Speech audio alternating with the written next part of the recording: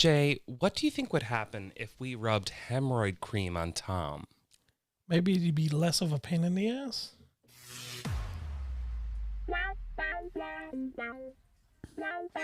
Welcome to GayTalk 2.0, the ultimate podcast for your dose of dish.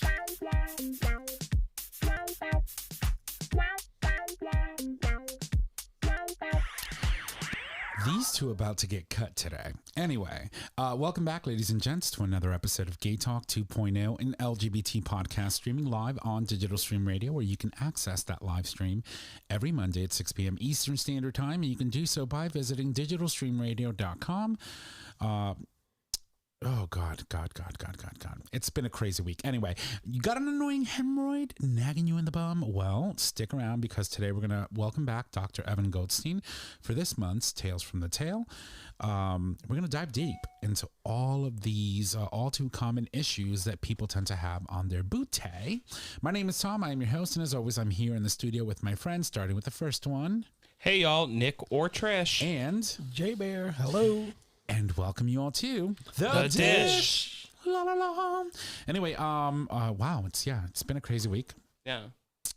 Did you know that you can actually use hemorrhoid cream for puffiness? Right, but just don't put it too close to your eye because down it rises, right? So the cream sort of kind of travels. Oh, I mean, I've experienced it. So you might end up with like very, very, very small eyes afterwards. You might not be able to see the hemorrhoid that's coming out of your ass, pretty much. Mm-hmm. So just be careful. But yes, you can use Preparation H. Mm-hmm. I've been told. I've never used it. Oh, I have. So 100%. You want to care to talk about that experience? I mean, like before I found the product that I use now, I used to use Preparation H. I get puffy. Proud of you. Yeah. So was it like a dual action, or did you just buy it just for the eyes? Oh, that's perfect. I actually bought it just for my eyes. For my eyes. Literally, like I saw Miss Congeniality and I was like, oh, wait, hold on. Oh, boy. Yeah, that bitch was ready to shoot his head off when he took the donut away. Number two? Wait, no, it was number one. Number one. Yeah. What? Miss When Congeniality. she had the donut stuffed in her breast. He's like, and then she had one between her legs. Right. Yeah. And then the gun, and she just kept giving him shit. She's like, how the hell do you fit all of that in there? Like, did you find what was it that he said? Did you find your, I don't know, it was something. I just love that movie. Sandra Bullock was so good in that, you know? And like, for example, describe the perfect date. Oh my God. My roommate said this to me this weekend. He was like, today is like your perfect day. It's April 25th. Not too hot, not too cold. All you need is a light jacket. Oh, God. Oh, Stan. He loved those damn sluts. And everybody just looked at her like, what? Yeah. I mean, I get it. I got it. Yeah. But I also understood that that's not what he was asking. But 100%. You know, that's what he was So, serving. Tom, Yes. describe your perfect date. At this point, anybody. Like, seriously, after freaking COVID and being, you know, just shunned from the world for 14 months, yeah, anybody. Mm-hmm. Yeah, no, I hear that. Anybody that walks, breathes, and talks and can get it up without Viagra. Yeah. I think that would help. This weekend I was told that I need to get laid and followed. We've known that 2 months into the pandemic. Yeah, no, I know. But then he followed that up with, when it happens, all I want to hear you say to me is, it's been 84 years. Oh, my God. The heart of the ocean went straight down to the bottom. That shit hit the bottom before the boat did. Seriously. So if I ever text you and I'm like, it's been 84 years, I'm you gonna know be like, what yep. happened. Yep. Oh, boy. She got the heart of the ocean tickled. Mm-hmm. She wore it around her neck, strangled her to death in her sleep. I mean, like, you give me a gem that big, girl, I'm good to go. Girl, that shit would probably like rip your neck. It's so heavy. I don't give a shit. It looks so big. I'm sorry, that little old lady, when she threw it into the ocean, she was like, I was like, girl. was like, that's it. I'm like, these bitches are on the boat looking for this one thing. You have it on you and you throw it in the ocean. Right. Come on. Well, I mean, it was at the time when I remember watching the movie for the first time, and I was just in complete awe because, I mean, James Cameron, whether you like it or not, did an awesome job in that movie. And that movie was like the highest grossing movie of James all time. Cameron? Yeah, he directed the film. Oh, okay. And it was the highest grossing film of all time up until one of the, something else came along, and I can't remember what dethroned it, but then some of the Marvel films ended up doing, Avatar, like Endgame. maybe? Yeah, I mean, when Titanic came out, it was the highest grossing film of all time. Mm-hmm. So. I remember I went, and my grandma, when they were having the sex scene, I don't know why my grandma was there, but she covered my eyes. I'm like, Grandma, no, not into that anyway. Yeah. Like, those tits can hang out all day. Right. It's fine. I'm just trying to see Leo's pecker. Hello? Hello. We all were. The steamy hand is great, but can we, like, go... Focus downward. Yeah. Thank you. Yeah, it was a very, very, very crazy movie. Like, I felt like, there was plenty of room on that door for both. He didn't need to die. 100%. Yeah. She was just like, I'm sorry, I'm going to be a lesbian after you, so you can go. Also, like, I'm not sure if I'm into this, so... Yeah, I'm going to go ride horses for the rest of my life. It's only been a couple days. Right. Jack, I'll never let go. Do you remember when we had She Dr. let G? go, motherfucker. She let go. So one of the first times that we ever had this discussion about Titanic was about never letting go, and we were having a conversation with Dr. G. I can't remember what it was about, but I remember that it was about the butt plug right, that got stuck in the guy's butt, right. What was it, Little Jack? And so he kept saying, Jack, I'll never let go. Yeah. And he was in stitches. No, we were all dying, and then his team emailed us and they were like, can you be a little bit more serious next time? I was like, and we were like, sorry. He started it. I was like, he's the one that was cracking up. It was like, pretty funny. No, but he knows. And I think at this point the team does know too that, while we are a show that bring you, serious content, and some of the stuff that we cover on the show is very exist, and the reason why we do it is to inform our listeners and our community. We like to have a little fun, and he knows that by now. So he comes in, he's already chuckling because he knows that as part of the intro, something's coming. That's right. Hopefully over my face. So just so before Titanic, the highest grossing film was Jurassic Park, right, and after was Avatar. That was the one, and happens to be a James Cameron film as well. So, I mean, the man is a genius making movies and also developing technologies that were unheard of at the time, right? Because when you think about what was used on Avatar, they were using the CGI and having all these dots on people and superimposing like all of these different things on them. Yeah, it's pretty interesting. Interesting to see and interesting to know that, we have come so far since the release of Titanic, and to think of, like, for example, movies like Endgame and all of these crazy like technologies that exist. It's awesome. Oh, show. So, oh my God. Okay. Since we're speaking about cinema and TV, and did you watch the season premiere of Pose yesterday? I did not. Oh my God. Did you? No. I did. So I thought it was just going to be an hour long. It was 2.5 hours. Oh my God, I'll try to start it tonight. But so apparently they played the first 2 episodes and there's only 5 episodes left. So because there's a total of 7 for the season. But holy shit balls, it was a very, very emotional, jam-packed episode. Y'all need to watch it. It is incredible. Oh boy. So I won't spoil it for you guys, although I want to really bad. But yeah, so that happened yesterday. So just if you're listening and you haven't watched it, go out and watch it, because next week I can't guarantee that I won't open my big mouth. So it's okay. Okay. And that's that. So why don't we jump into weekends? You want to talk about? Yeah. Well, we heard from you already. Why don't we start over on this corner? Jay, how are you? Yeah. Fantasticals. I love it. Pain in the butt. Yeah, we're just was a good weekend. Hung out with family. Cousin's baby shower. So of course, socially distanced. But we spend we spend it in the backyard of the house, so we weren't all cramped up in a room with which is just good. a few windows open. Yeah, it was good. We went through like 5 bottles of tequila. Oh my God. When you catch up with the guys and you haven't seen them in a while, and That's why he walked The up in here. bottles- Was like, "What do you got? Oh God, tequila." are we drinking again today? Mm-hmm. Fantastic. Yeah, we all. Well, you know what they say. You got to have at least one to. I need my you mouth to back be in track. juicy. I need my Juicy. mouth to be juicy for the show. Oh my God. Yeah, seriously. So that's why I drink that's why we drink while we're recording, because we need those vocal cords to loosen up and be very sassy Yeah. in a way. Yeah, that's why I do it. Yes. So what else did you get yourself And into? did some work in the house. Of course, I'm always getting into projects before I finish another project. So You're such a homo straight. yeah, somewhat.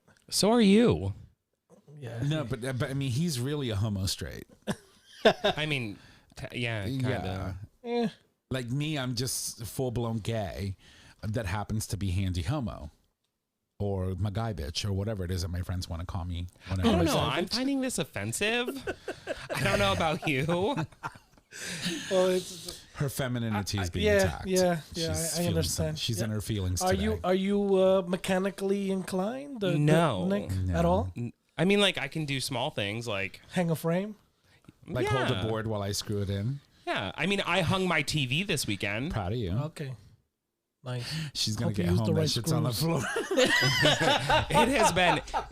It has been 84 years. No, it has been 3 days. It has not fallen down yet. So we're good. Okay, well, hopefully, I mean, you do know what a stud looks like, right?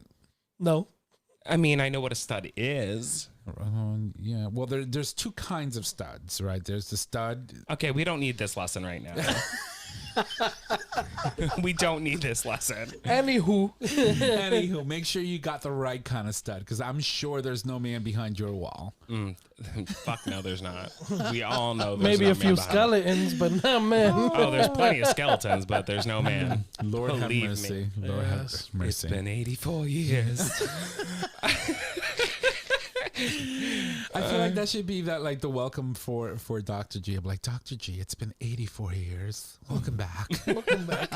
I feel like he was just on. Right. He was, It's wasn't like he? you Yeah. blink and the whole month goes by. I hope the Yeah. summer goes by very slow. Yeah, because I want to keep my job. Right. That's important. So I got vaccinated, my second dose on Friday. And so now 15 days from that, I will be considered fully immunized. Both of you have already had Yeah, yours. I'm fully So- done. Yes. That's same amazing. And so for the sake of just a PSA, it saves lives. It's something that you need to do for yourself and for others. If not for yourself, for others. Make sure that you go out and get vaccinated. These vaccines are safe. Millions of people have already gotten them. And, aside from, a certain few cases with a certain vaccine that has already been cleared to be re-administered, really there hasn't been anything crazy. So just make sure that you go out and do what you need to do to keep yourself and society safe. And also, if you're in Connecticut, next week, Wednesday and Thursday, we will be doing a free clinic at the Schubert Theater Right. where you can get your first or second shot. That's awesome. Do you need an appointment for that? Nope. Oh, so you can just walk in. You can walk on in, and it is open to all of Connecticut. What are they serving? What's on the plate? On the plate would be Moderna. Oh, see, so here's the thing. My stepfather, bless his heart, got his first shot in Florida. And then Oh he my God, decided here we go. that he was going to come up. Did he get Pfizer to or Moderna? Connecticut. He got Moderna. Did he get a second? No. So when he got here, they won't give him the second shot because he doesn't have a state of Connecticut driver's license or ID, because you have to prove that you're a state resident. And I'm like, you don't understand. His sister had passed away, which is why he ended up coming back up here. Just have him come to the Schubert. I'll take care of it. So, but I'm thinking he mentioned something about, because now he's in Jersey visiting his daughters, And supposedly they're going to get him the second shot there. So I hope they do because, you know, he needs it. That man's like in his 80s. I'm like, mother. That relationship. That relationship. Yeah. My mother's My mother's a lucky woman, right? So Is it that she's lucky or is it that it's golden? it's golden and she just doesn't take shit from anybody, right? So I'll give you a quick rundown. So my mom had moved down to Orlando. And she was spent 3 years there. And then she finally got fed up and said, you know, I don't want to live here anymore. I want to be with my kids. And so she said to him, I want to move back up north. And he was like, well, I don't want to go. She was like, okay, well, you stay. I'll go. And she came up. And he spent 2 years down there and they would travel back and forth. This was pre-COVID and it worked. And then finally he said, okay, you know, when his sister passed away, who was the person he was staying with, he had no choice but to come up north. And so he came up and then now he's visiting his daughters in New Jersey. So he's been down there for like 3 weeks. And sort of like my mother says, you know what? I sleep like a queen when he's not in the bed. So because he snores like a trucker. And I'm like, you better work, girl. That's it. And it just works. And you know what? I don't question it. They've been together 30 plus years. It's like at this point, do whatever you want. I know. Live your life. If it works for you. We can get you a 3-bedroom. Your mom's like, I'll take it or leave it. Honestly, whatever. Like, my brother can have one room. He can sleep in another, and I'll sleep by myself, and I'll sleep like a queen. And you know, she just, you know what? It's one of those, like, at this point, it's just gotten easy at her older age to just say, fuck it. Yeah. And I love it. I don't feel that way. Yeah. I think I get a lot, like, who I am, like, and the fact that I love my space and personally just being, you know, single and not having people encroach, and especially lovers encroach my personal space. Like, if we're done, boom, your Uber's outside. Bounce. I get that from her. I mean, I was actually having this conversation this weekend with somebody about the fact that I want to be in a relationship, and I can be clingy and like super doting and lovey, but at the same time, I'm like, when I want you to go, you have to go. You have to have a space to go to. And I think that's why people have a lot of trouble too, right? Because there is no respect for personal space, right? Regardless of how many years you've been with someone, you're still an individual. And as an individual, you still require some sort of personal space. Yeah, I want to be puffy. I want to lay on the couch and not give a fuck who's looking at me. Right. Like, honestly, like, if you have to wake up next to that every morning, I'm sorry, but, like, you chose it. Right. I remember I used to date this guy, and maybe that's why I'm single. Holy fuck. It's been 84 years. Seriously. I used to, you know, date this guy who, unfortunately, one of his downfalls were that if we were sitting in the living room, there was no way in hell that he was going to allow me to sit on another couch because he needed to be right next to me. And I'm a hot person. And if you know my old apartment, I had like 5 air conditioners going in the house and all the windows possible because I was always so hot and sweaty. And the worst thing that you can do is try to cuddle with me while I'm on a leather sofa, sweating my balls off like the bear that I am. Not happening. And so what? And that was prior to adding the extra weight.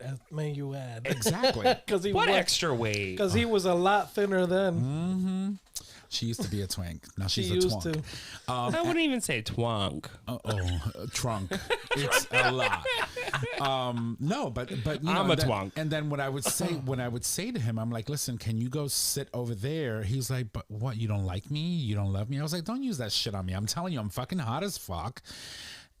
In every aspect of the way, and you're really annoying me right now because I need space, and you're just like, and I'm like, I can't do that. I can't, and which is why I can't sleep with people. I'm the same way. Like, I can't sleep in a bed with someone. It's like, don't rub your leg on me, don't put your leg over me, because if I start sweating, I'm gonna start punching. Oh my god, I dated somebody, so I get really hot in the night, and so I'm always like, all right, we can like cuddle and like go to bed or whatever, but like I will move away. You will move away. I have a king size bed for a reason. We have our own space. Why then do you have to reach out with your big toe to touch my toe? Like, just like, hi. I'm like, I know you're there. I'm going to wake up and I'm going to jump on it again. So like, put your toe away. Keep that shit to yourself. So let me tell you, me, I'm the same way, and I think there's two things. One thing is the cuddling. I don't know. Sometimes I'm public displays. No issue. Other days it's like, okay, give me a kiss and that's it. I'm done. I'm not really affectionate that way. As far as cuddling in bed, my wife knows she has a 5-minute limit. 5-minute limit, and I can't. And I'm like, get off me! I'm sweating. I can't sleep like this now. I feel like I gotta jump in the shower. It doesn't help me. And it's sad that they take it the wrong way. Yeah, They but my wife, thank God, my wife is understanding at this point. You just after 30 years after 30 already. years, yeah. So, but I mean, I'm so weird because like I get like this weird energy where I get super excited and I'm like, I just want to bite you, but then I want you to walk away. Right. Like fast. Yeah, I'm gonna kiss you. I'm gonna jump all over you. I'm gonna bite your face. But Like- when I'm ready for you to walk away, And you're not going to walk away. Don't walk away. Give me that space. Run away. Don't walk away. Don't prance. Run. Run. yeah, I mean fast. And really fast. Yeah, and Change your number, change your name, social, credit cards, do it go all. on the witness protection program, do all of that stuff. I'll find it's you. People just don't understand. It's like, again, I love you. I can really honestly truly say that I have loved people, but there is boundaries and personal space that needs to be respected. And when someone says to you, something along the lines of, well, what, you don't want me around you? It's not that. It's just, you need to understand that as a human, you have to find some sort of comfort, right? And it's not anything against you. It's just, don't take it that way. But I hate that people try to manipulate you into further continuing to do an activity that's making you uncomfortable. But also, like, you're independent, like, right? So, like, you don't have to constantly be doing something with your partner if you're living together. Like, your partner can be working on something or doing something in the kitchen, and you could be reading a book, and that is okay. Right. Like, if I have my headphones in and I'm listening to a book, don't try to have a conversation with me because I definitely didn't hear anything you just said, and I'm going to be held accountable. Right. No, and that's very true. I mean, with my wife, if she's watching a movie, and I've learned it, throughout the years, if she's watching a movie, she's got this shit she does with her hand. Like this. Just like put it over. Paint me like one of your French whores. Yeah, Jack. it's fucking insane, right? So once I see this is going on, You cannot. don't. She will say yeah. She will say whatever. Her eyes are fixed in the movie. The ears are there. She's got that mom ear going. Yeah. I could be telling her I'm fucking aliens next door, and she's like, yeah. Doesn't matter. She's not listening. Goes over. Yeah. I love, what I do love about I stuff want like you to that, paint though? me It's like like, I one of your love French learning hoes. about things that I don't realize about myself. So I was dating this one person, and I'll never forget it. We were probably a couple months in, and we were watching a movie, and I'm sitting on the couch, and like, say the TV is like right in front. I'm going to look at the camera. So like right in front, right? Appreciate it. And I'm sitting there like this. So my like face is like facing the wall, but my eyes are facing the TV. And he looks at me. He's like, "That can't be good. Like, why do you do that?" I'm like, "Do what?"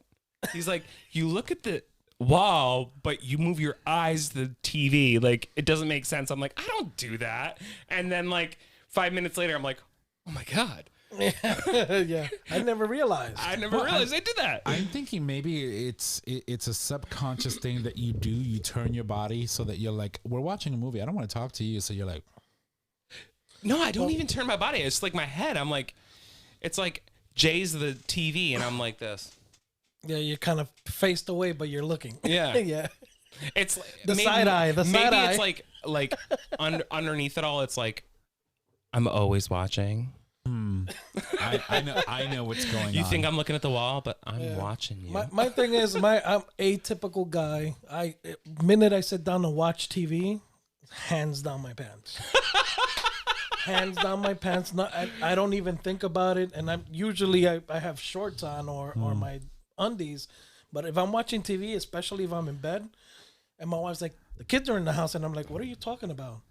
She's like, the kids are in the house. You're cradling your eggs. Yeah, like you're and about to, like, yeah, hatch and she's like, chicks. what do you do? Why do you? And I'm like, I don't know. I I feel my balls. I check them for lumps, and it's connecting comfortable. They're myself. I hold staying on there. to them. It's a comfort thing. Yeah, it's always been like that for me, and I never realized it until she started bringing it up. So if I'm home alone, I do that. I sit on the couch and I literally put my hands If I'm either home- here on yeah. the side, or I will hold my balls. Yeah. And I do the same thing when I go to sleep. Yeah. I don't do that. See, and now living with Tommy for a while, I got into the surrounds. Right. Oh my God. When you want to feel free but don't want to wear the underwears. Yeah. But if I'm home alone, there's nobody home, I'm butt naked. I don't care. It's the best. Yeah, I It's love the it. best. I love it. It's so funny that you brought up underwear because this morning, I mean, this dish has been so fruitful. So fruitful. Right. But like, You get to learn about we us. have not talked about anything gay. But this morning, I'm walking out of my apartment, and now, like, I mean, right now, I took off my, button down that was underneath here, but I looked very nice, and I was going to work, and my neighbors were outside, and they were like, "You look so professional. You look so cute," and I was like, I know it sucks. I had to put underwear on this morning. It's the worst. Like once you have to go back to wearing underwear, it's problematic. Mm-hmm. Yeah, 100%. I mean, I spent pretty much all of COVID in bird dogs and or like sweatpants with no underwear. Exactly. And now I'm like, Why? why did we do this to ourselves? And then Now- I'm like, that moment where you're at work and you're like, I might have to poop. That's why we do it. Right. That is why we do it. Well, now we know how women feel with bras, right? Yeah. Like, they have to wear them all the time. And then when they just take them off, it's just a relief. A relief. Now we understand, right? After going so long without wearing underwears, we understand, oh my God, it's like this freedom. You don't let them hang. I had a doctor's appointment this morning, so yeah, I did put on drawers. So, I would hope so. yeah, and I'm super uncomfortable, believe it or not. Speaking of doctors, apparently I'm blind. I need reading glasses. Told you. So I went to the doctor that Jay recommended. 4-0 after the 4-0, your eyesight. Girl, went my into- eyesight left me at like That 25. fucking man is hot. Hot, okay? You're but welcome. like, so he's very- sitting there. he's I'm very thinking, he was like, oh my God, Where he's is so this guy? butch. down the street. Veil Vision. It's Spanish. And so he was sitting there and he's looking so butch, bald, gorgeous, tan skin. I was like, And then when I went over to him to get sized up for my glasses, he gets up and he does one of these. Is he gay? Super. Oh my God, I need to go to this guy. But I thought that, he was like, thought he was straight, too. like He very doesn't- straight. And he then he doesn't gets present. up, puts the fucking hand on the hip, looks at me, goes like, no, I don't like those for you. Here, let's try these. And he like whips out like 20 pair of glasses. I didn't know that you had so many choices in oh my God. Oh my- it's terrible. It's the worst. Yeah. It's the worst. So I ended up picking a pair, a brown pair. And so apparently they're going to be ready this week. So I have to pick them up. So you might see me wear them next week on the show for the first time ever. Which is really So I scary. ended up with these. Yep. I've got to get a new pair. It's so So- bad. Oh Are those transitional ones? no, those No, are they sunglasses. stay the same. These are sunglasses, but with the prescription on it. Gotcha. Okay. Well, And he's a badass, so he can wear that all day, all night. so that's pretty much that. And so I'm not looking forward to it, right? It's like, something else I have to worry about now every year. Me too. But it's important to keep in mind that as our bodies age, and this girl is aging, things change. So just stay in contact with your primary. Do what you need to do. Get your vision checked every year. I had not checked Wait my until vision you in put like those on 5 and or look 10. in the mirror for the first time. You'd be like, "Whoa, what?" No, actually, I liked it. It was kind of cute. No, that's not what I meant. But anyway, Nasty. I'll put him. I'm like, oh, that's what my penis looks like. Yay. Girl. No. Oh, little fella. Oh, hello. No, it is what it is.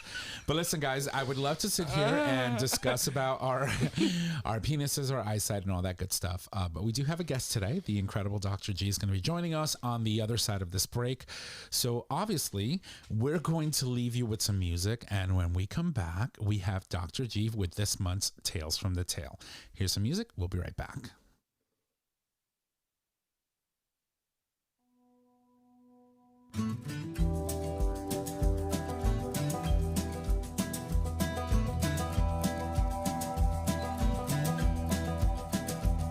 She was waiting by the back door, said, babe, we gotta leave town. Get your shit, get your suitcase, your dog, your guitar, cause we gotta go now, cause they're coming. Well, they know our fucking names, yes, they're coming, just the same. Well, I know you don't want to leave your life. You've had some blood and tears, little joy, little strife, but they're coming. Well, they're coming down the road, yes, they're coming, truth be told. And don't forget the whiskey, and don't forget your history. It was never their land in the first place, but they're coming just the same.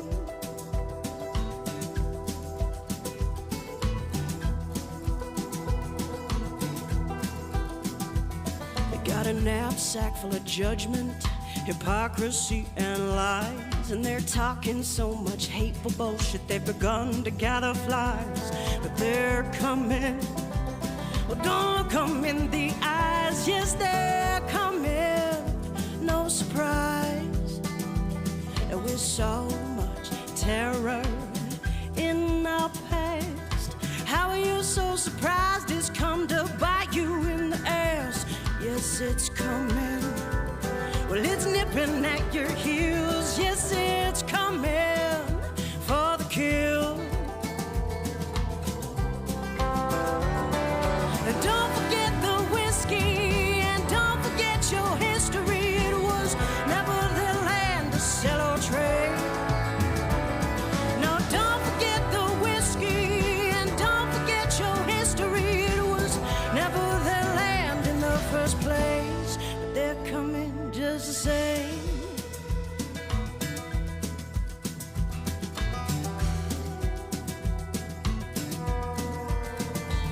So I'll meet you at the station where we can get on that train, head out to the wastelands where we can change our names, cause they're coming.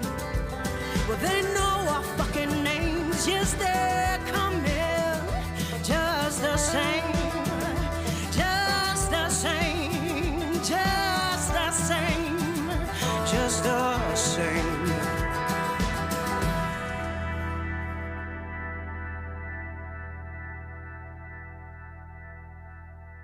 All right. Well, welcome back from the break. That was the incredible Amanda Barrick, of course, with Wastelands. Her debut album is available on all of the major music streaming services. We encourage you to go out there and check it out because she's awesome. And she's also a member of the LGBT community, so that's important. Joining us now, of course, is Dr. Evan Goldstein for this month's Tales from the Tail. Today's topic is hemorrhoids. So we're going to ask the question, can anal sex help relieve hemorrhoids? Let's find out. Dr. G, welcome to the show. Oh. You're muted? Question mark? Sorry. Let's try that again. Dr. G, welcome to the show. It's like a fucking Zoom call. You're talking, but you're muted. Am I? No, you're good now. Oh, okay, good. How are you? Good. I love your jacket. Thanks. A little cold and Little cold. Oh, he froze on us. You're freezing on us? Oh. No. Oh. There you go. Oh, she's back. Am I back? Yeah. You're back. So, Sorry. Dr. G, it seems like you're joining us from the cabin in the woods. I love all the wood, pun intended.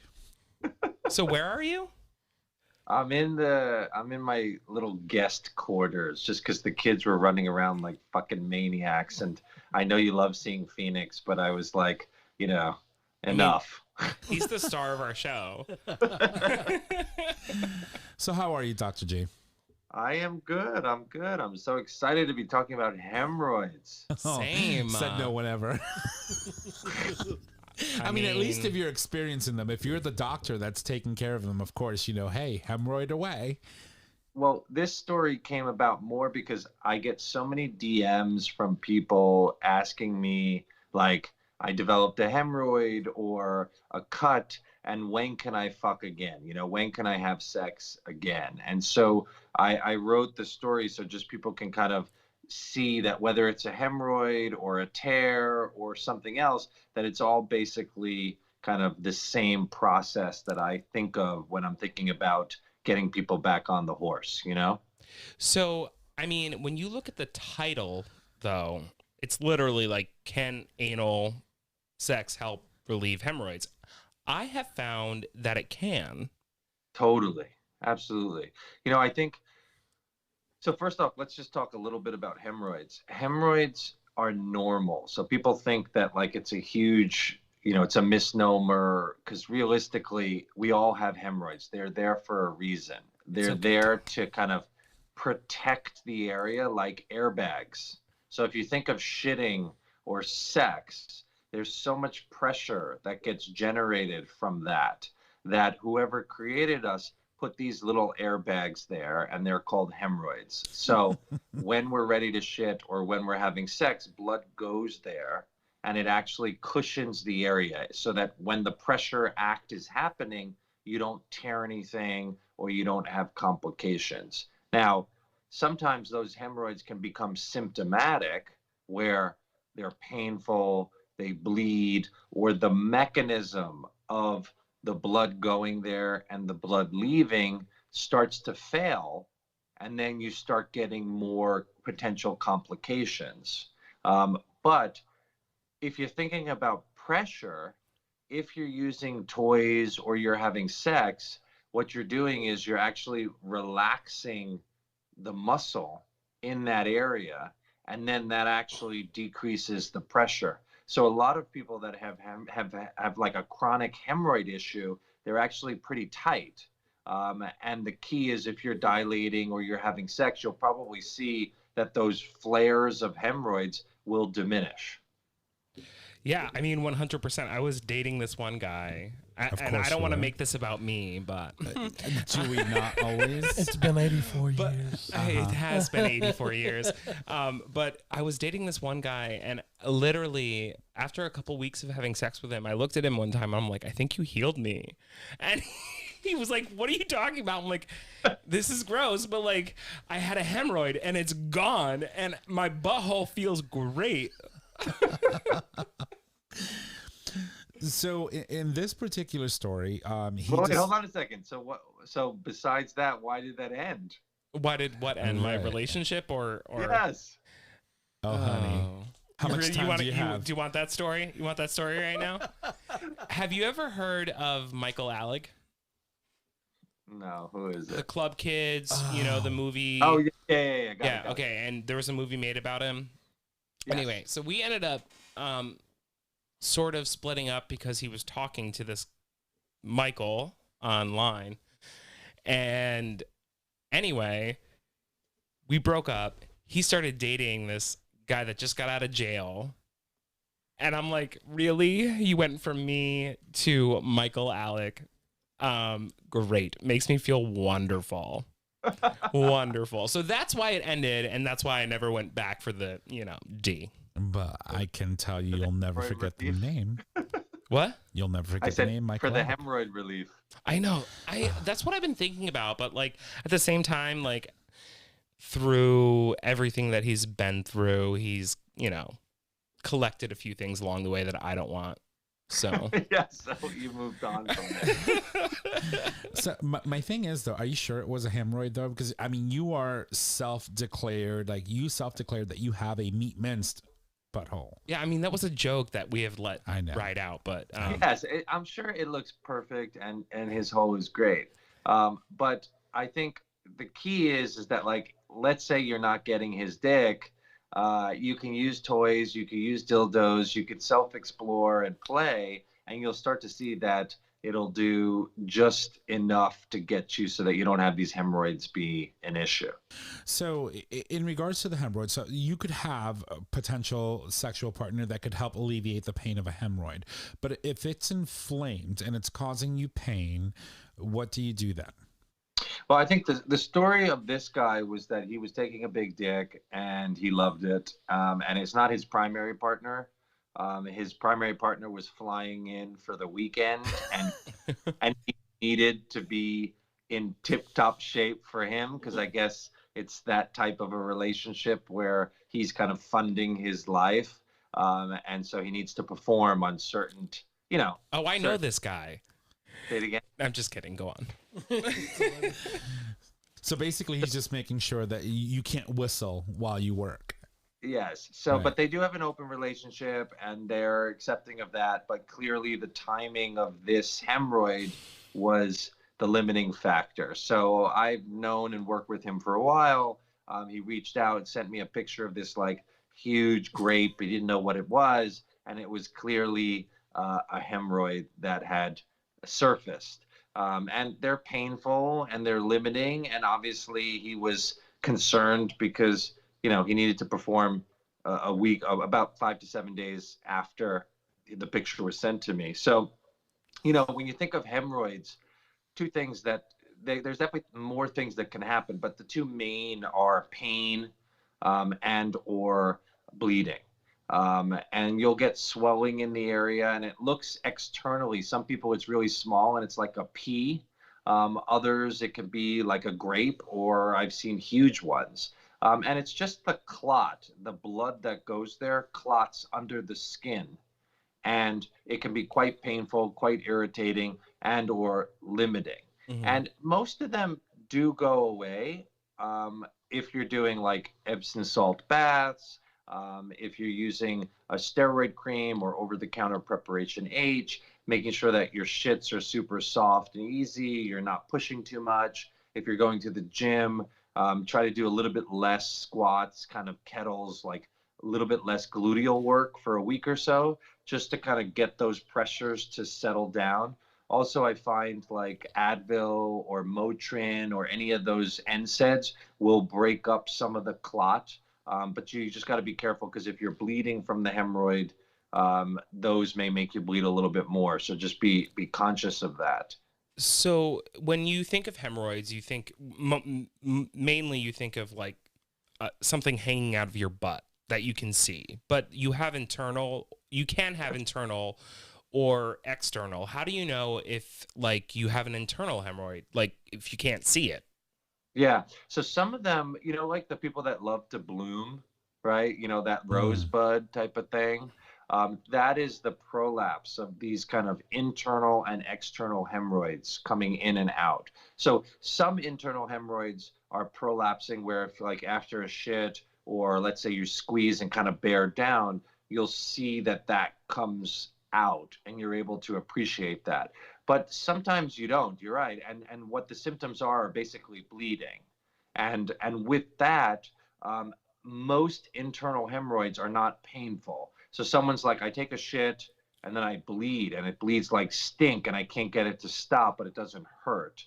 And a lot of those are internal hemorrhoids that you may not be conscious of that they're there, but internally they're causing issues. And I would do something, or someone like me would take a look in and out, and then you're able to appreciate, well, is it an internal? Is it an external? Is it a combination? What is it that's causing that?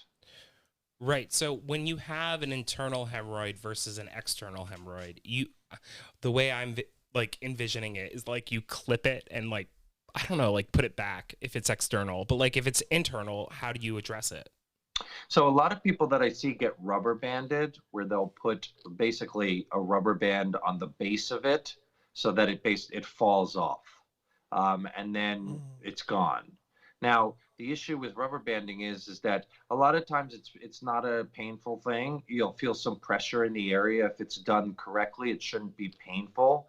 But especially in the gay space, what I see a lot of is that these physicians are very quick to put a rubber band on, but they're not assessing why the hemorrhoid developed. Mm-hmm. A lot of times people are already tight and they developed a hemorrhoid because they're super tight. And when you put a rubber band on, you're making things tighter. So I get a lot of people from all over the world that like they've had rubber banding and now they can't bottom. And it's because it was not really taking care of the root of the issue. And so I just implore people like, yes, you may need a rubber band to treat that. But when I look at someone's ass, I say, okay, you developed a hemorrhoid. Well, why did you develop a hemorrhoid? And make sure that the treatment that we're doing relates to the reason why the hemorrhoid developed, not the treatment of the hemorrhoid. Does that make sense? Yeah. It does. Now, I have a question because I am curious. When you go treat an internal hemorrhoid and you have to rubber band something like an internal hemorrhoid, what do you use to open the anus to be able to get in there and either clip or rubber band or do what it is that you need to do? Like, what is that process like?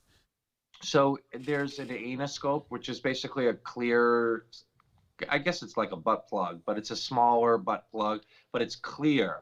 And what you do is you put it in, and then the inner portion comes out so that I could shine a light inside and I could see what is the extent of going on. And it's a nice size diameter. It's not anything huge, but enough that I can kind of put some instruments in there, and if there is a hemorrhoid, band the fucking thing and get rid of it. But a lot of people, I very, very rarely see someone coming to me with just an internal hemorrhoid. Yes, most internal hemorrhoids are a little bit like the older guy that's been shitting and, having sex, and he's like 60s to 70s and he has a blood, you put a band on it. It's not a big deal. But usually if someone's coming to me with kind of some element of a hemorrhoid, it winds up being that there's other issues going on. And so I may not necessarily just rush to put a rubber band on it. I may do the conservative treatment first, or Botox the muscle, because that's the reason why they keep getting the hemorrhoids, because they're way too tight and they need to relax in that area. There's some people actually have a fissure or a cut that's causing the muscle to spasm, and then a hemorrhoid develops, and they go to a guy and the guy's like, oh, you have a hemorrhoid, let me put a rubber band on there. But they're not taking care of the reason why that happened. So if somebody that's listening is dealing with hemorrhoidal issues, just really make sure that you're asking the right questions to make sure that that person that's treating it actually knows the essence of what and how, and also understands the community in which it serves. And we talk about that all the time. Now, when we're talking, I got a follow-up question. I'm sorry. Yeah, Nick, sorry. With Tom's question, I know as far as is there a big difference between that and polyps? And can you develop polyps in close to the anus outside, or is it more internally? No, yeah. So I think a couple of things. It's a great question. So most polyps that I see, there definitely are anal polyps for sure. But a lot of them are rectal polyps, which are a little bit higher up there. Okay. The anal stuff, there are these glands inside, and these glands sometimes can develop these like little nodules. And so sometimes if you put your finger in your ass or someone else's ass, you may feel little lumps that are there. And those are what you would probably think of as these anal polyps, but they're called hyperplastic, different types of, it's called hyperplasia, and different hypertrophic papillae. So that's the technical term of it, but very similar to rectal polyps. A little bit different than the hemorrhoidal aspect. Hemorrhoids are blood vessels that are dilating. Polyps are just extra pieces of tissue. But I do see a lot of people come to me with polyps, especially anally, or these tissues we spoke about, that sometimes limits them sexually. And what happens is that the friction of sex, going in and out, it causes those tissues to get irritated, and people feel them, and it bothers them. And I equate it to like a pipe. If you think of an ass, like the goal for me is to make a pipe, because I want it to be completely smooth, 360 degrees around, so that there's no friction that happens. But if you have a hemorrhoid, if you have a skin tag, if you have a polyp, that creates friction. And with friction can be pain, spasm, you not enjoying sex, and all that. Does that make sense? Yes. Thank you. It does. So to go a little bit back to the story, this gentleman had a timeline, and he had his partner coming in, what was it, 5 days or something like that? How did you treat him and get him ready to go? Because normally when we talk and you treat somebody, I feel like it's usually like a 2 to a month, 2 weeks to a month before you can really engage again. But in this case, I mean, like, there was a timeline. Yes. Well, I think that there are definitely clients of mine that take what I say to heart, and then other people that take it to heart but don't listen.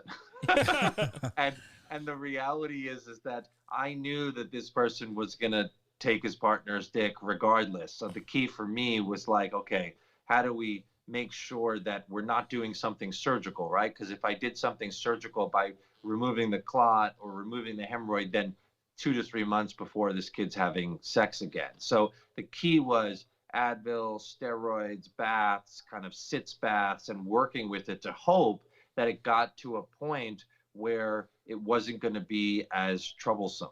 And that's what happened. It didn't resolve completely. Sometimes these hemorrhoids take like 6 to 8 weeks if it's a big fucking thing to resolve. And sometimes they don't resolve. You'll get better with pain and irritation, but you'll still have this lump that's there that's bothering you. And then most of the time, that's when we remove them so that people don't have recurring issues. Also, sometimes if you have the same hemorrhoid flare up where you're like every 2-3 months, let's say, Bill the is left back. side Yeah. swells up and becomes an issue, then usually if it's a recurring thing, I usually just remove the hemorrhoid. And a lot of times, if this guy didn't have his partner coming, I would probably, because it's been a recurring issue, I probably would have said, you know what, fuck it. Let's just, right now is a good time. Let's just get rid of it so that you never have to deal with this again. But he got to the best that he could. There was definitely still a lump there, but it was small enough. No pain. We were able to, I inspected him in the office, but he also used some toys at home. And that's what I think is important. So, like, let's say you get a fissure or a hemorrhoid and you're letting it heal. Most of them should heal in a good way in about a week or so, a week to 10 days, where I'm feeling better, I'm not in pain, I'm not bleeding, I'm shitting fine, and I'm living my life. If that's said, then I would say start using toys, start like locally exploring on your own to make sure before you say, hey, okay, I'm going to take somebody, make sure that you're really in a good position to do that. Because again, we speak of it like, you know, especially if it's not your primary partner or it's just a random, like they're into it for one thing and they're going to just kind of plow away and they're not going to care, most people, that you have a hemorrhoid that's there. Right. And so with that said, you have to kind of choose wisely. And so by you doing things on your own, you're able to see what works and what doesn't and take it for a test drive. And then if it starts to work, great. Start then maybe choose partners or a fuck buddy or somebody that you are totally kind of one with so that you could explore and experiment, but also be, you know, conversational to know that like, hey, this hurts me, I'm going to stop. Because you don't want to bring it back to the beginning point, and then just kind of it takes you back all the way where you're starting from, you know, right from scratch. Right. When you talk about removing a hemorrhoid versus rubber banding it or prescribing a big dick to relieve the pressure, what is it like? What is that process like to actually remove a hemorrhoid from somebody? Like, is that a 4-week healing process, surgery? Like, what should one expect? So some people, though it's not in vogue right now, they basically remove the clot. And so what they'll do is someone comes in with pain and they have a big grape-sized clot. They'll make a cut and remove the clot, basically deflating it. The problem that I see with that is that a lot of times it doesn't take care of the issue because you're not getting rid of the actual blood vessel that's causing the issue. What happens is that it just rehappens again and again. So that's one thing. So I say to people like, look, if it's a random event, it happens once a year or every 3 to 5 years, great. Use creams, use baths, go on with your life. If it's something where a skin tag has developed, the skin has stretched multiple times, and now you're having this friction area where there's extra skin, or 2 to 3 times a year, kind of a clot develops in the same spot, then the best thing to do is a formal hemorrhoidectomy, where you're actually removing the blood vessel that's causing the issue and then any extra skin that's there. Now, I see a lot of people go to surgeons and they'll do a hemorrhoidectomy and they'll remove the hemorrhoid, but they won't actually get rid of the extra skin. And they don't take into account the aesthetic issues that we all deal with. So you just got to make sure, especially if you are going to get a hemorrhoidectomy, that that person understands the aesthetic and functional side of what we're trying to achieve, because I see a lot of times, and then you have to go for another surgery to remove that extra skin that develops there. And it's basically, it's a same day surgery. You're sleepy and comfortable. You're under a little bit of anesthesia to chill you out. And then I numb you up so that you don't feel anything. And then you basically excise it. It's kind of like a fish mouth incision. You remove the external portion, you remove kind of the rim portion, and then the internal portion. And then depending upon where it is, you obviously stitch that area closed. And, it's a fucking shitty process, and that's why I usually tell people to do the surgery when you have a hemorrhoid, because you're already in pain and you're already suffering, that at least it's finished. You know what I'm saying? Like, you don't have to have this shit happen again.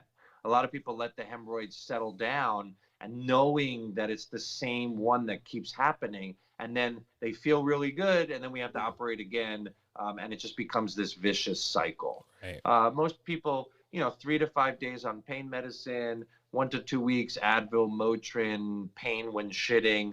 But, again, I tell people all the time, you just got to keep your eye on the prize. The prize is to have the best ass that works for whatever you want and provides you everything that you need. And that takes time. Yeah. I have a follow-up on blood vessels. So we know that blood vessels exist to get blood to vital areas of the body. The blood is, an essential thing that the body needs in order to function.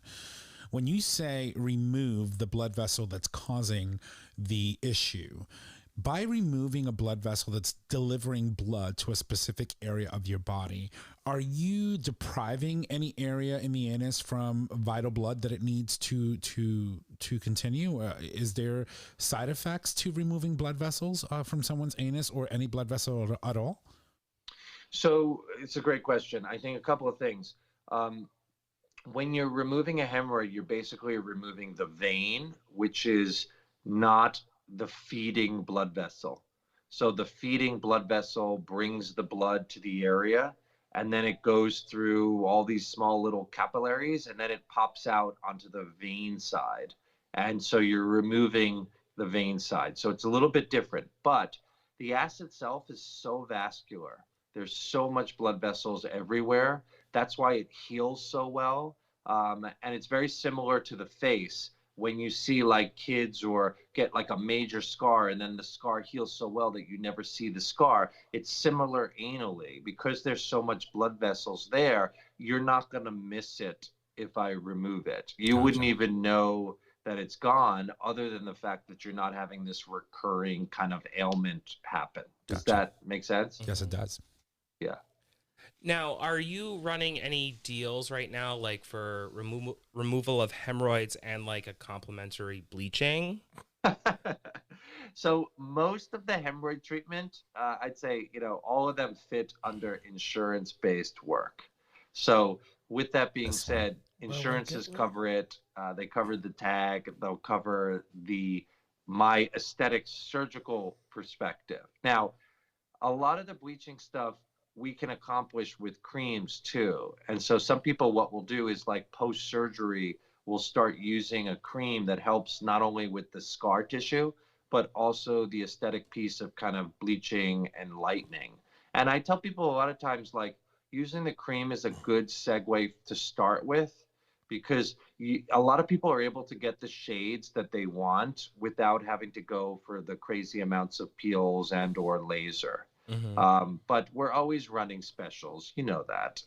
And the key for us is, whatever anybody needs, we're super easy. She is so self-serving, this one. She is. And I got a quick question because I'm a little bit new to all this bleaching stuff. Is it necessary to bleach, or is it just more of a just aesthetic look? Yeah, it's totally not necessary. A lot of it is obviously where the sun doesn't shine, and it's where we from wiping and the way, our butt is shaped and the way the friction is. Some people develop hyperpigmentation or these spots or these blotches that are just darker in nature. And some people don't care and some people do. And I think that with that being said, it's also a varying degree of where people want. Some people want stark white, like the Michael Jackson look. Other people want more pink. Some people want actually more melanin. Sometimes when I do darker complexions, especially with surgery, it gets replaced with like a pinkish kind of hue, and we want it to be darker. Some people actually get tattoos in that area to kind of match the different tones that's there. It just kind of depends on everybody, I mean, look, I think, a smooth bleached ass for me is, some of them are absolutely beautiful. It's fucking gorgeous. But for other people, they want hair and dark and they don't give a shit. So I don't know the right answer. It's just a matter of kind of Your throwing out preference. a wide net of kind of what people want and the services, and then seeing, making sure people align with their goals. Speaking of smooth and soothing, by the way, thank you for sending over samples of your soothing cream. It is absolutely amazing. I absolutely love it. And the smell is just awesome. So highly recommended. However, Trish was very, very, very disappointed that it wasn't her butt scrub. You got to start somewhere. And I can't start with a cream that's going to fix something that needs a scrub. You didn't get a scrub? No, but I'll order one. It's fine. Tim, Greg, send them a fucking scrub. No, but that cream is amazing, by the way. It's really, really, really, it's very light. It's not greasy. It absorbs very, very quickly. And the scent, whatever scent, it must have some sort of sandalwood in it because it is absolutely amazing. Like my older sister came over to my house because she doesn't have a webcam and she needed to use my computer for some Zoom call or whatever. And I had the fucking butt cream on my table and she was like, "What the fuck do you have this for?" I'm like, "Don't worry about it." Like, she's like, "Is it amazing?" I'm like, "It is amazing." It is.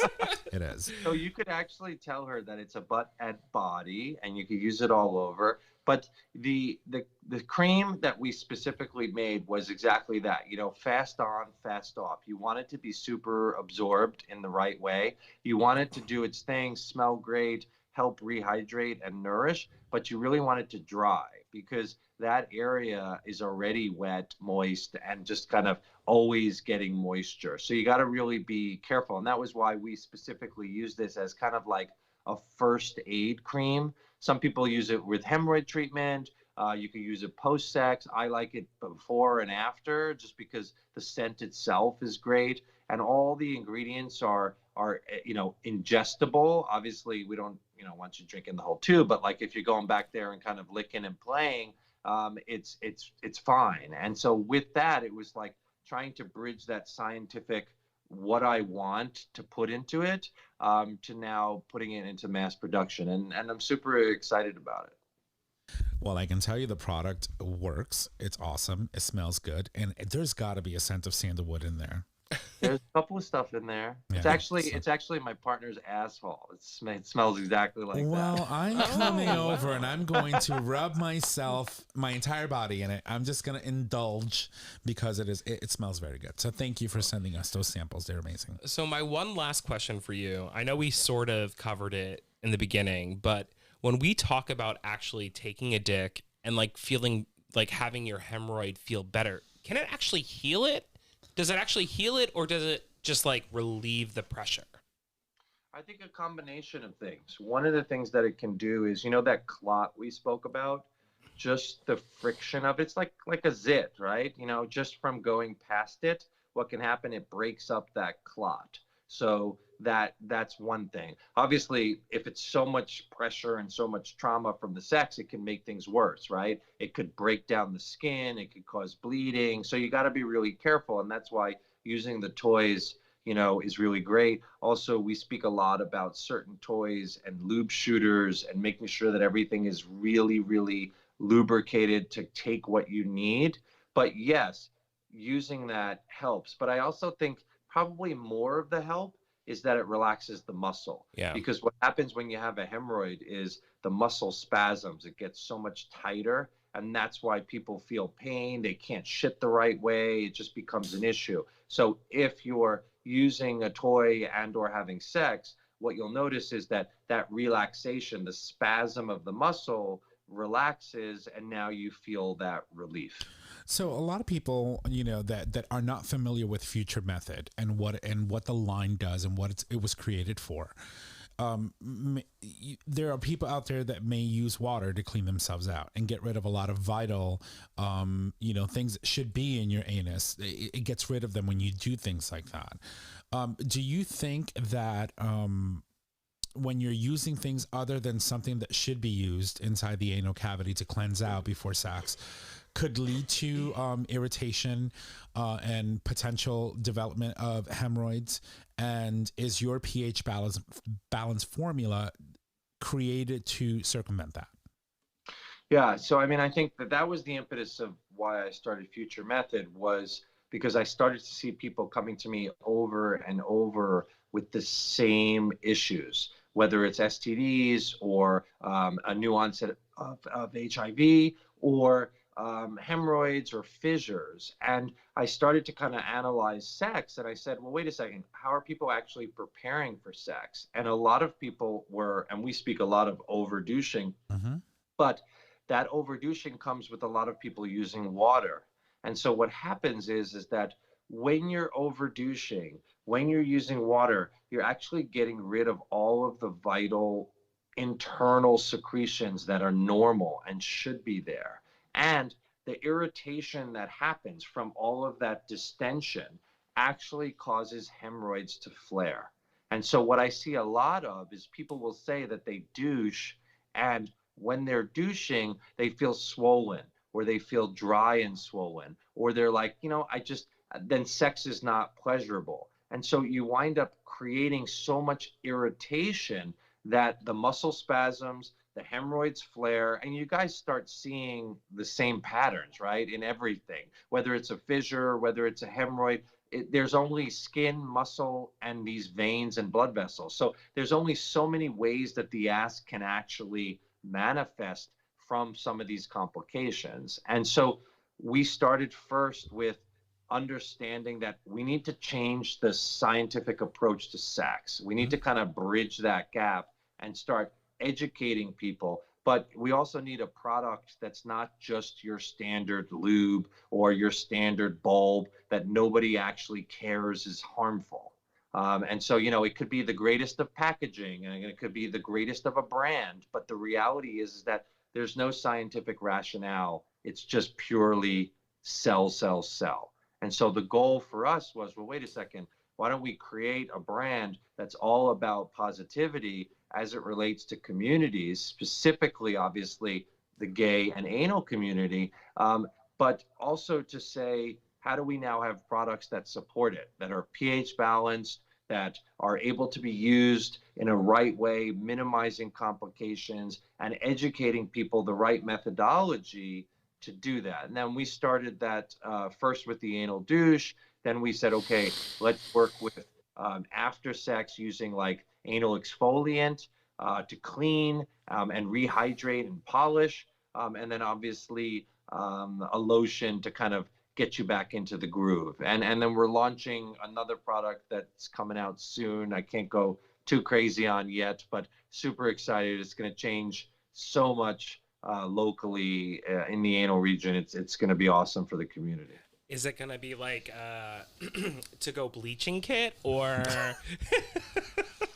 Well, we have something. Why am I obsessed with bleaching? I don't know, but anyway. She must have studied herself recently down there and found something. No, I don't look down there anymore. Oh, well, she can't. It's been 89 years. 84 years. We keep adding years. Dr. G, we love you. Well, thank you so much. Seriously.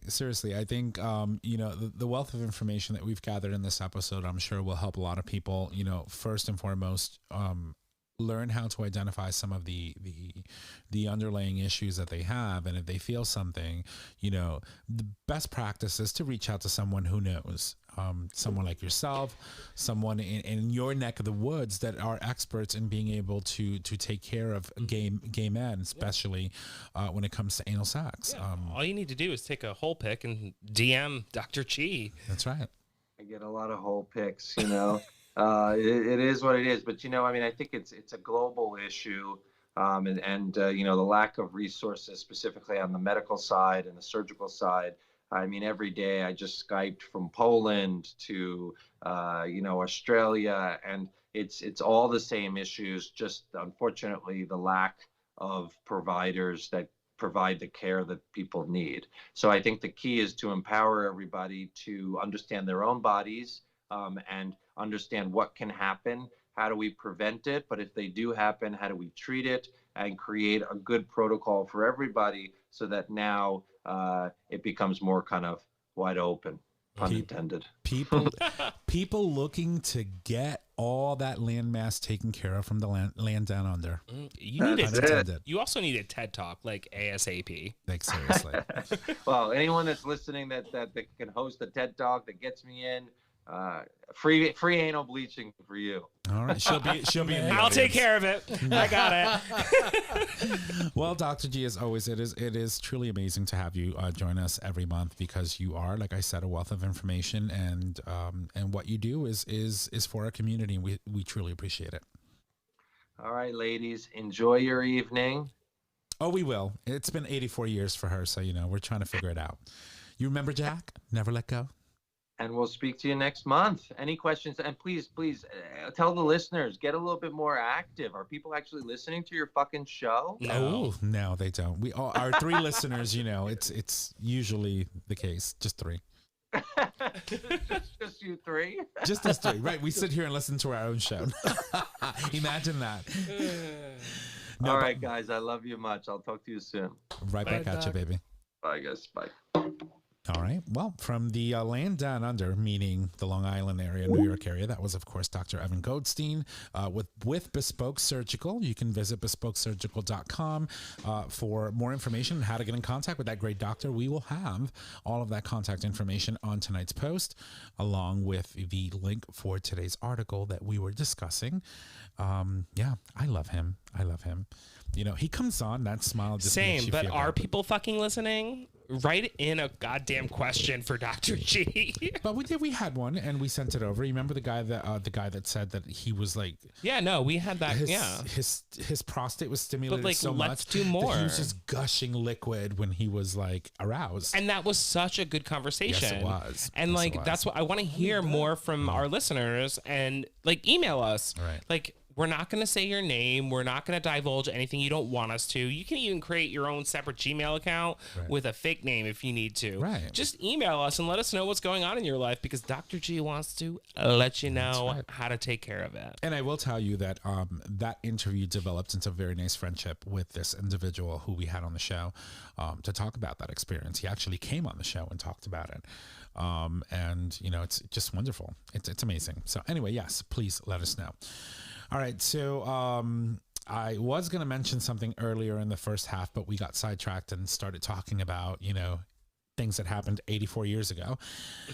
So we're just going to move on and give you Mama Kim's minute, and then go in and wrap up the show. Okay. I do want to give a quick shout out. Because of all places, there was a lesbian couple that was voted prom king and queen at an Ohio high school. Ohio. That's awesome. Yeah, it's pretty amazing. I mean, I don't know, if I was that couple, I'd be like, well, do I wear the tiara or do I wear the... Right. Yeah, that would be... We know what you're wearing. Yeah, the tiara. You're definitely wearing the tiara. But no, it was pretty. It was pretty amazing, and they had no idea it was going to happen. Everybody was super supportive. But anyway, so congratulations and Mama Kim's minute, everybody. So number 1. Am I good? Can I go? You're good. I already gave you your intro. Intro. She's like, whatever. I'm pushing again. All right. So, number one, concerned father arrested while peacefully testifying against Arkansas trans healthcare ban. Number two, middle school vice president hurls beer at trans woman at a restaurant as his wife Principal. shouts. That's what I said. You said president. Did I? That's okay. You were thinking about Kamala. It's a good thing. Shouts. Meanwhile, his wife was shouting slurs. Did I really say president? Number three, teen becomes one of the first trans Eagle Scouts since trans ban ended. Yeah. And number four, and finally, Apple, Delta Airlines, Amazon speak out on LGBT plus rights and the Equality Act. And I just want to add that, Caitlyn Jenner, you fucking suck. Major donkey dick. So anyway. All right, so we are moving it along. On this day in gay history, when May 3rd, 2003, we're in Japan. And my apologies, Chris is not here, so I can't mispronounce names accidentally. I do it on purpose. Japan's first transgender official is elected. Aya Kamikawa becomes Japan's first openly transgender official after a successful election bid. In April of 2007, she is reelected for a second term. That's awesome. I love it. All right. Well, ladies and gents, I would like to thank you for joining us on today's show. If you love the show, make sure you go subscribe, rate, and review on your favorite podcasting service, preferably Apple. By subscribing, you get the latest and greatest of our show delivered right to your favorite device or web browser as soon as our episodes are published. You can also support us on Patreon, which allows you, our listeners, to support the show with a pledge donation. Those donations are collected monthly and can be in any denomination of $1 or more. Jay? Thank you to our guest, Dr. Evan Goldstein, Dr. G, and whatever else you want to say. Now, let me stop. He's a wealth of knowledge. It's good. I've learned quite a bit just in a few sessions I've listened to him. You should listen to all of our episodes with Dr. G. Have to. He's got a lot of good info. Yeah, he's been a part of the show for a while. Yeah. And if you want to sort of kind of like filter out all the other crazy shit that we talk about on the show and only want to focus on Dr. G, you can go to our website, GayTalk20.com, go to the search feature and type in Doctor with a period, because it is appropriate, Evan Goldstein, and all of his episodes come up. And you can listen to all of the episodes going back 2.5 years. So there's a lot of episodes with him, a lot of information, a lot of great times, good laughs. A lot of stories from me. That's right. So, and now here's Nick with his weekly reminder for all of you bottoms out there who want to keep their buttholes on point. Yes, we're talking about none other than the future method. Nick? All right, everybody. Don't forget, get your discount for the future method today. Each time you clean out with water or enemas, delicate tissues are harmed and cells are damaged, increasing chances of injury and or STDs. The first of its kind doctor-developed formula gently cleanses before you play without hurting your bum. And now you can use code GayTalk20 for 20% off, valid for one purchase or one subscription per person. Thank you. You're getting better and better at that. Like every time you say it, it's just like, now she's not even looking. Oh no, I'm definitely looking. Yeah, I know. But for a moment there, you were like, I saw like, remember like the first like month, I was like, she was like, can we pre-record this shit? Because I'm really tired of saying now it's just like automatic. Anyway. So I guess we're going to put a rubber on it. Please. Make sure it's flavored. We try sometimes. Okay. And our show is available on our website, GayTalk20.com, under audio podcast. It is also available as a free download on Apple Podcasts, Google Podcasts, and Stitcher Radio. All right, Nick announces you can find us on social media, Facebook, GayTalk 2.0, Instagram, GayTalk 2.0, Twitter at GayTalk20. You can email us at GayTalk 2.0 at GayTalk20.com. Tom, good luck. Jay, you're also getting amazingly good at doing it. You know, it's like, see, practice makes perfect. Now I'm a little comfy with you guys. The longer you suck it, the better it gets. Yeah, I guess. And the bigger it gets. Oh, yeah. Right. Even if you put lube on it. All right, well, ladies and gents, if you need to reach out to us, just head on over to our website, click on the Contact Us tab, located at the top of your web browser. There you can leave comments, suggest topics, submit a question for the cast or an individual host. You can also leave us a question via voice message. Our phone number is 334 tweet. Remember that last week? Tweet. Dying. 334 Oh my God. And if you need all the digits, it is 334-429-8255. Don't forget that we do stream live every Monday at 6 p.m. Eastern Standard Time, and you can access that live stream at digitalstreamradio.com. Ladies and gents, that is our show. Thank you, and y'all have a good night. Bye.